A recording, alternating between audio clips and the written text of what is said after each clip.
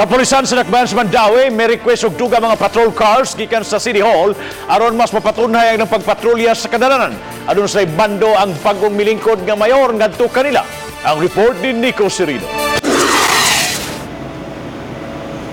Sa paglingkod sa bagong administrasyon sa Mandawi City, gustong patutukan ni Mayor Jonas Cortez ang kahapsay o kalinaw.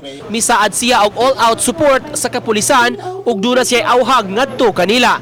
Lakip ini ang pagpahigpit sa police visibility sa kadalanan aron kalikayan ang paghitak sa krimen. Usa sa atong plano pagbutang gyud substation sa ilawom sa mga flyovers, no? Nga doon nagay magkadangpan ang mga tao nga anay police nas magikay, anay police nas ubang dako. Kanang mga intersections, vital intersections, doon nagay assigned police officers. Sa ilang bahin, gipasalig sa Mandawi City Police Office padayong higpitan ang seguridad ug kumplituon ang police visibility. Matod ni City Director Julian Entoma, gihingusgan ang deployment labi na sa mga strategic areas.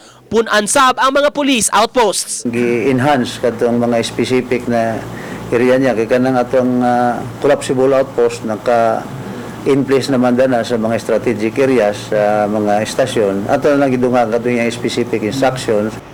Usa sa bando ni Entoma ang pagdili na sa mga patrol cars nga mag-standby sa police stations.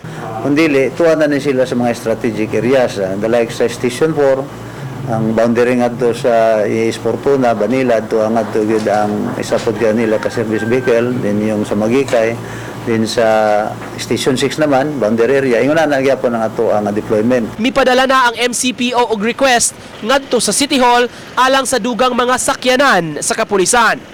Matod ni Entoma, 8 ka mga sakyanan ang ilang gihangyo, 6 ka mga marked vehicles alang sa mga police stations ug 2 para sa headquarters. Uban ni Godfrey Relien, Nico Cirino, Balitang Bisdak.